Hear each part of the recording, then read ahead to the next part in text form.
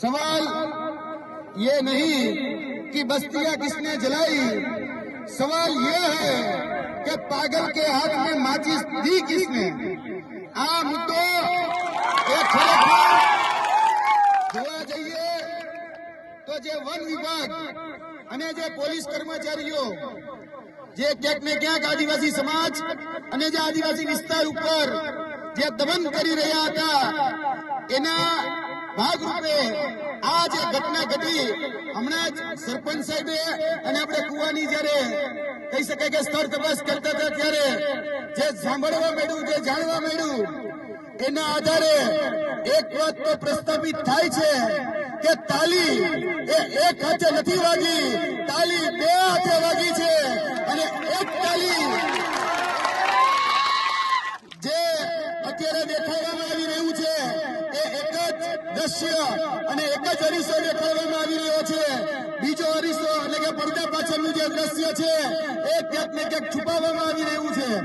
જે રીતે આદરણીય સરપંચ સાહેબે જે રીતે વાત કરી કે અહીંયા જયારે કુવો ખોદાતો હતો ત્યારે જે વિધવા બેન તેમના પતિશ્રી હતા એ જયારે કુવામાં કામ કરતા હતા ત્યારે એમનું એમાં દેહાંત થયેલું અને ત્યારબાદ આ જે કુવો છે એ કુવાના દ્રશ્ય પણ અત્યારે અમે નિશાળ્યા.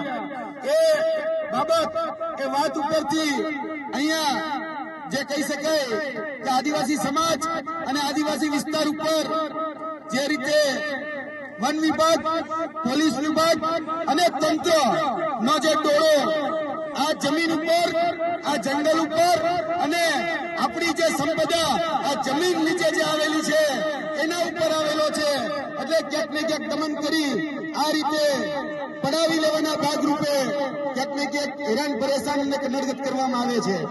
મેં તમને પહેલા કહ્યું એમ કે તાલી એક હાથે નથી વાગી, તાલી બે હાથે વાગી છે.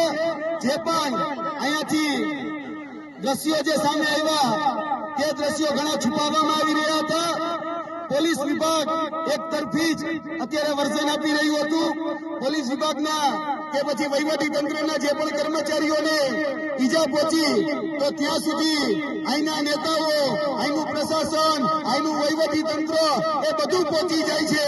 પણ આદિવાસી સમાજના આપણા 15 બાળકો, 15 યુવાનો ને ઈજા પહોંચી તો કોઈ ખબર અંતર પૂછવા નથી આવતા. આ છે વાસ્તવિકતા, આ છે પડદા પાછળનું દ્રશ્ય. પેલા આ જગ્યા ઉપર, જે જગ્યા ઉપર અમે ઉભા છીએ ત્યાં જે રીતે સરપંચ સાહેબે વાત કરી, જે રીતે ગ્રામજનોએ વાત કરી કે પોલીસે પેલા અહીંયા આદિવાસી સમાજના બાળકોને દોડાવીને માર્યા છે, આદિવાસી સમાજને હેરાન કર્યો છે. આદિવાસી સમાજે સ્વરક્ષામાં છેલ્લે કાંઈ ન વધે ત્યારે એ ક્યાંક ને ક્યાંક જે વસ્તુ મળી એનાથી પોતાનો સ્વ બચાવ કરેલો છે. બાકી આ ઘટનાને જે રીતે રૂપ આપવામાં આવી રહ્યું છે એ રૂપ બહુ ખતરનાક છે. જે કહેવામાં આવી રહ્યું છે કે આદિવાસી સમાજે હિંસા કરી તો આપણે પૂછવા માંગીએ છીએ ગ્રામજનોને કે આદિવાસી સમાજ ક્યારે હિંસા કરી શકે ખરી? ક્યારે હથિયાર હાથમાં લઈ શકે ખરી? એ તો ભાઈ તમે છંછેડ્યા, હવે તમે જો છંછેડો પણ છોડવાના કોઈ ન આવે એટલે છંછેડવા નહીં. મહેરબાની કરી આદિવાસી સમાજ શાંત બેઠો છે. આદિવાસી સમાજ લાગણીશીલ છે. આદિવાસી સમાજે હંમેશા માન મર્યાદા સાથે રહેનારો સમાજ છે. પણ જો તમે એને છંછેડો તો પછી કોઈને છોડે નહીં. પેલો પ્રહાર એ પોલીસ અને વન વિભાગના માધ્યમથી કરવામાં આવ્યો. એના પ્રતિકારના ભાગરૂપે આ જે ઘટના બની એમાં ક્યાંક ને ક્યાંક હજી પણ અધૂરું ચિત્ર એ રજૂ કરવામાં આવી રહ્યું છે. પોલીસ સામે બીજા પક્ષે એફઆઈઆર નોંધતી નથી. શા માટે એફઆઈઆર નોંધતી નથી? કોના ઈશારે એફઆઈઆર નોંધવામાં નથી આવતી? ક્યાં અધિકારીઓ, ક્યાં એસપી, ક્યાં નેતાઓ આ જ વિસ્તારમાંથી વન પર્યાવરણ મંત્રીનો હવાલો લઈને બેઠા છે નેતાઓ. એ નેતાઓ ક્યાં છે ભાઈ? કેમ આદિવાસી સમાજની પૂછપરછ કરવા માટે નથી આવતા? ત્યાં પ્રશાસન તંત્ર કે વહીવટી તંત્રના અધિકારીને મળવા જાય છે તો આદિવાસી સમાજની એને ચિંતા નથી? એને આવવું જોઈએ ને. આદિવાસી સમાજને પાડેલિયા ગામે આવીને મુલાકાત કરવી જોઈએ.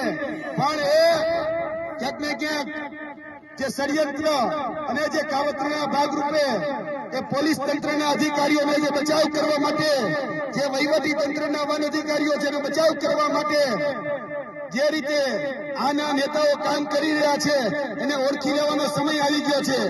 આ માધ્યમથી હું અને આદરણીય ચંદ્રભાઈ વસાવા એ કહેવા માટે આવ્યા છીએ કે ભાઈ એફઆઈઆર એક જ શા માટે એ આદિવાસી સમાજની એફઆઈઆર લેવામાં નથી આવતી?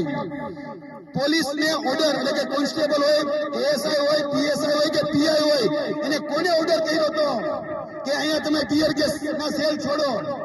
એને કોને ઓર્ડર કર્યો હતો કે 50 જેટલા રાઉન્ડનું ફાયરિંગ કરો? એને કોને ઓર્ડર કર્યો હતો કે જમીન એ ખાલી કરાવવા માટે આવો? તમે શું ગ્રામ સભાની પરમિશન લીધી હતી? અને જો લીધી હોય તો દાખલો અમને આપો, એની નોટિસ અમને આપો. અને જોવા જઈએ તો વન અધિકાર નિયમ જે આપણે 2006 આપણે કોઈ નોટિસ લેવાની જરૂર હોતી નથી જો આપણે પોતાનો હક રાખતા હોય તો. 2006 પછીની પણ જો વાત હોય તો પણ 4 વખત નોટિસ આપવાની જવાબદારી એ અહીંના વન વિભાગની હતી. શા માટે નોટિસની બજવણી કરવામાં ન આવી અને સીધું જ અહીંયા આ જમીન ઉપર આવી અને ખોદકામ કરવાનું ચાલુ કરી દેવાયું? અને કહેવામાં આવે છે પ્લાન્ટેશન કરવું છે. એટલે ભાઈ ડિસેમ્બર મહિનામાં શેનું પ્લાન્ટેશન કરવું જોઈએ? તો આવો 2 મહિનામાં, 3 મહિનામાં. એટલે આવી ખોટી વાતો કરવાની બંધ કરો. જે અધિકારીએ, જે એસપીએ કે જે ડીવાયએસપીએ ઓર્ડર આપ્યા હોય એના લાઠીચાર્જ કરવા માટેના, જે એસપીએ કે જે ડીવાયએસપીએ કે પછી ગૃહમંત્રીએ જો ઓર્ડર આપ્યા હોય તો એના ગૃહમંત્રી વિરુદ્ધ કે પોલીસ અધિકારી એટલે ઉચ્ચ અધિકારી એસપી વિરુદ્ધ ફરિયાદ દાખલ થવી જોઈએ. પોલીસ અધિકારીને કહીએ છીએ કે તમે ન્યાયતંત્ર નથી, તમે ન્યાયાધીશ નથી. સાચું શું ખોટું શું એ ન્યાયતંત્ર સાબિત કરશે, એ ન્યાયતંત્ર હિસાબ કરશે. જો તમે આ રીતે હેરાન પરેશાન કરશો અને એક તરફી જ એફઆઈઆર લેશો તો પછી આદિવાસી સમાજ એ શાંત નહીં બેસે. આવનાર દિવસોની અંદર જે પણ કાયદાકીય કાર્યવાહી કરવાની છે તે આદરણીય ચંદ્રભાઈ વસાવાની અધ્યક્ષતામાં અમે એ કાર્યવાહી પણ કરવાના છીએ. અમારી લીગલ ટીમ પણ આવી ચૂકી છે. 11 જેટલા વકીલો પણ અમારી પાસે ઉપસ્થિત છે. અહીંયા જે પણ કાર્યવાહી કરવી ઘટે એ કરવા માટે અમે તૈયાર છીએ.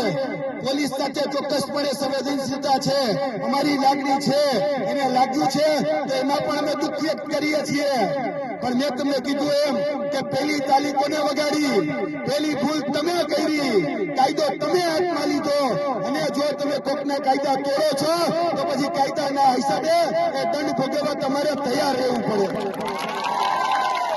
એટલે પહેલી તાલી તમે વગાડી છે, આ પ્રશાસન તંત્રે પહેલી તાલી વગાડી છે.